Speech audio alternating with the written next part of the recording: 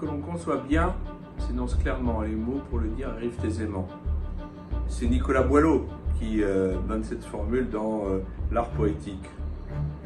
Et elle reflète parfaitement la nécessité de contrôler sa langue et ses écrits afin qu'ils aient le meilleur usage possible.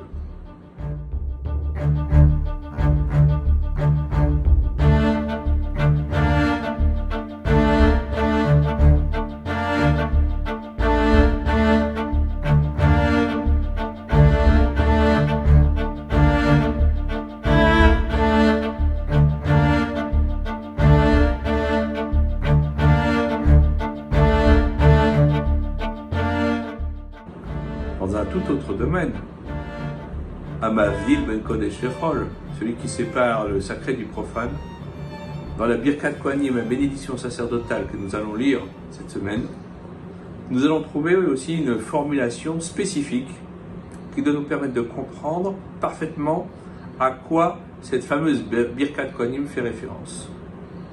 C'est le Netziv de Volojine, dans son commentaire de la Torah, qui nous explique que la Birkat Kohanim, qui se sépare en 3 parties, fait référence à plusieurs choses.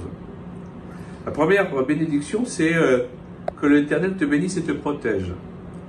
Cela fait allusion au dialogue que tout à chacun peut avoir avec son prochain, alors que la deuxième bénédiction, que l'Éternel fasse réunir sa face sur toi et te soit bienveillant, eh bien, fait allusion au fait que Hachem, on lui demande de bénir les actions des enfants d'Israël dans tous les domaines, tant spirituels que matériels, et de les protéger de toute pensée avilissante.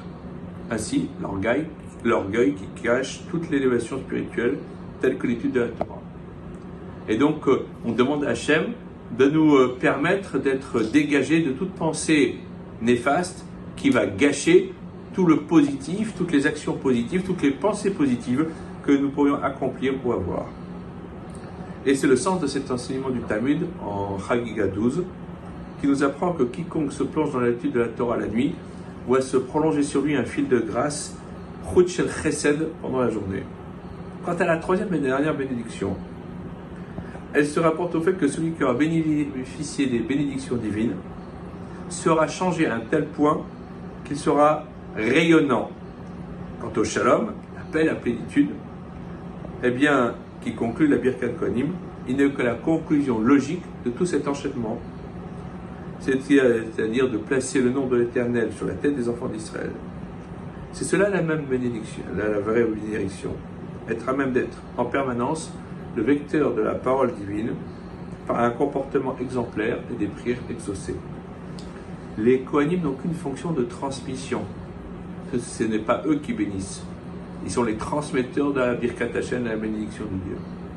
Fasse que notre prise de conscience de cet état de fait important nous permette d'avancer, de nous imprégner des brachot, des bénédictions de la Torah, et que Hashem puisse nous éclairer dans tous les instants de notre vie, dans nos pensées et dans nos actes. Shabbat Shalom.